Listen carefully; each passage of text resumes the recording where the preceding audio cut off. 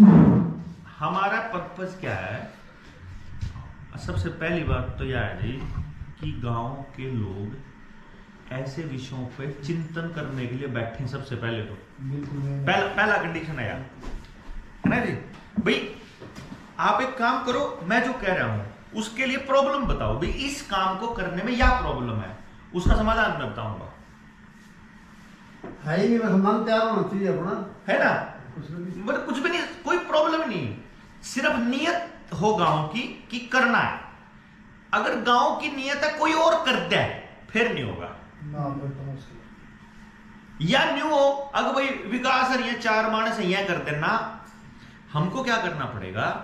जो गांव का सबसे गरीब तबका है वो भी बुलाना, जो गांव में सबसे इनएक्टिव, जो सबसे निकम्मा तबका है, जो कति सारा उल्टा है बोल रहा है, उल्टा है चल रहा है, वो भी बिठाना है खाली, उस पर करवाना कुछ नहीं। बिठाने का फायदा क्या होगा?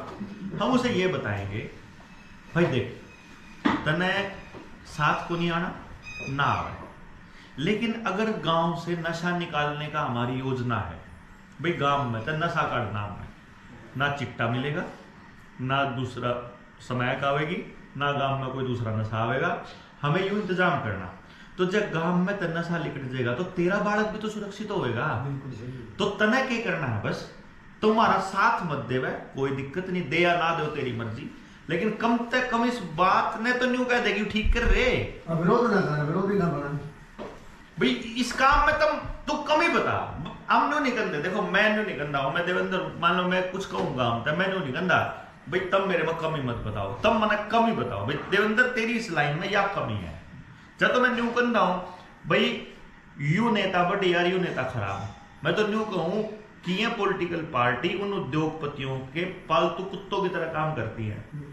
मैं तो न्यू कहूं ये सारे नेता उनके गुलाम है। अब मैं और नेता कभी आपका भला कर भी नहीं सकता, क्योंकि नेता को चलना पार्टी लाइन से, तो पॉलिटिक्स आपका फायदा कभी नहीं कर पाएगी। गांव समृद्ध तब तक थे जब तक गांव के लोगों ने चुनाव में हिस्सा नहीं लिया।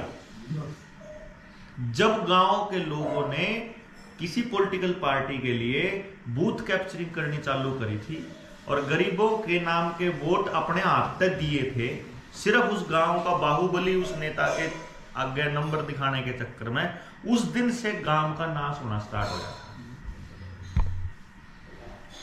नहीं होता जी।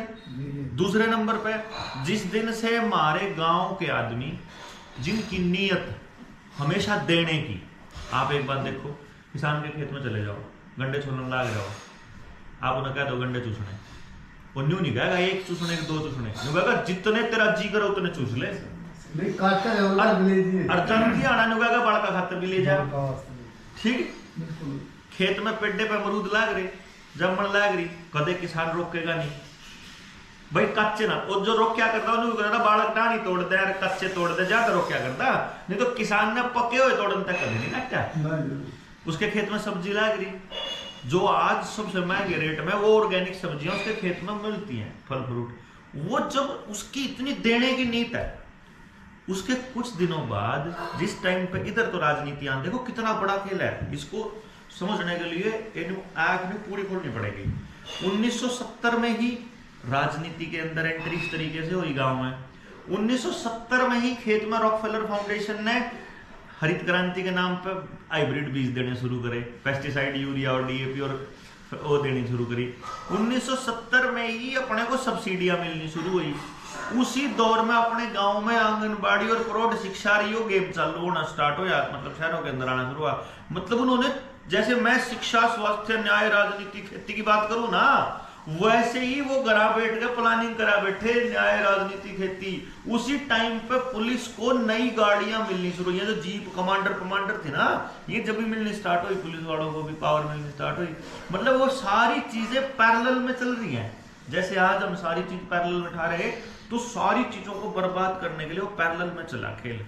और उस दौर में गांव के 50 किला के जमींदार की लुगाई, गोदी में बालक नाम का है, उसके तागड़ी बंध रही और हाथ में कटोरा ले रही, आंगनबाड़ी को चूरी ले। मतलब बड़े बड़े जमींदारा की औरत, जो जमींदार ने कहा ना भाई खेत में कितना खा ले और कितना कर लो, उनकी लगाई फरी का और लेन चाल पड़ी। मतलब वो जो भिखारी वाली नीयत बढ़ाई ना हमारी, उसने कहा ना सारा, अब सारा गांव फरी के चक्कर में, बिल्कुल मतलब बस कुकरी फरी मिल जाएगा, सबकी नीतवा बना दी। जिसके घर में इतना अनाज है टंकी में कि उसके तो मुकदा नहीं है, वो भी आराम में 5 किलो अनाज ले आवे आज के टाइम पे बोल्ट पर जाओ जी कोटे में। हाँ, और उसने न्यू का वक्त तो क्या अनाज ले आवे, न्यू के डांगर खावा मगर खाने। देख लो कमाल की बात, मतलब यार नियत खराब करने का कितना बड़ा खेल खेला। अब गांव वाले तो नहीं बताना, थार पर 2 रास्ते हैं। तुम उत्पादक के रूप में अपने आप को स्थापित करना चाहते हो, देने वाले के रूप में, या भिखारी के रूप में। उसका स्वाभिमान जगाना पड़ेगा, तुम्हें उत्पादक बनना पड़ेगा। प्रत्येक घर समाज में उत्पादन में भूमिका निभाएगा तब बात बनेगी, और हर चीज का उत्पादन जमीन से होता है। तो जो पैसा हम गांव से ड्रेनेज रोकनी, हमने नहीं पता क्यों कर रोकनी, भाई नो बताओ, गांव का रुपया बाहर नहीं जाना, बस चाहे क्यों कर रोकना हो रोको, उसके लिए प्रयास है। तो मार दो ना, मानस थोड़े बढ़ जाएंगे, बेरोजगारी का जो समस्या का समाधान है ना टक दे जाएगा, मतलब खर्चे खत्म हो जाएंगे, प्योर खाना चालू करांगे तो बीमारियां चली जाएंगी। अच्छा, जब इकट्ठे मिलकर काम करना मजबूरी हो जाएगी तो अंदर से नफरत चली जाएगी, नफरत जाते ही हेल्दी होना स्टार्ट हो जाएंगे। मतलब देख दे आदमी राजी अच्छा बोलना शुरू कर देगा। जैसे ही हम यूं काम करांगे राजनीतिक पार्टियां खत्म हो जाएंगी, जात पात तो रहनी चाहिए। देखो मैं तो कहा हूं जात पात खत्म नहीं करनी, जात पात में जो ऊंच नीच है खत्म करनी है। भाई मैं जो काम करे वो मेरी जाति है, किसान जिस घर में पैदा होगा, मेरी तो मजबूरी है उस घर में पैदा होना, तो वो हो गया, मेरे हाथ में था नहीं, जहां पैदा हो गया। लेकिन वो जाति नीची या जाति ऊंची, इस पर कांटा मारना है। भाई जाट के ना जाट का, तो ब्राह्मण के ना ब्राह्मण, रंगड़ के ना रंगड़ का, तो क्या फर्क पड़ रहा है? जो कुछ है वो तो क्या। लेकिन पॉइंट है कि खुद को सर्वश्रेष्ठ कहना, इस पर भी कांटा मारना, और दूसरे को नीचा कहना, वो पर कांटा मारना। भाई अपनी जान में सारे सर्वश्रेष्ठ है।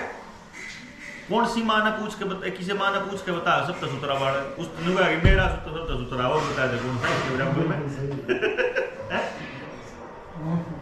क्यों जी? तो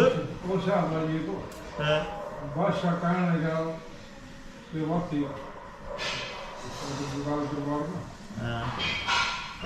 पाठशाला में ले लो, पढ़ लेगा जाओ, और अब किसी पाठशाला में सबसे सुतरा बच्चा है उसको देख आओ, वो तो सारी पाठशाला में घूम, उसका छोरा एक आँख तक काना था, उसने तो उसने दिया तो घूमगा राजा कहाँ है जी, आपको किसको दिया? मैंने भी देखा उस तेरी पसंद का बच्चा, हमारी पसंद आओ ना, तो किसका दिया? ये तो आँख का काना, मगर तेरे लेखा काना होगा, मेरे लेखा तो यूं ओ है 9 करोड़ का लाला, मेरा तो यूं काना हो जाता। सही बात है, वही बात है ना भाई।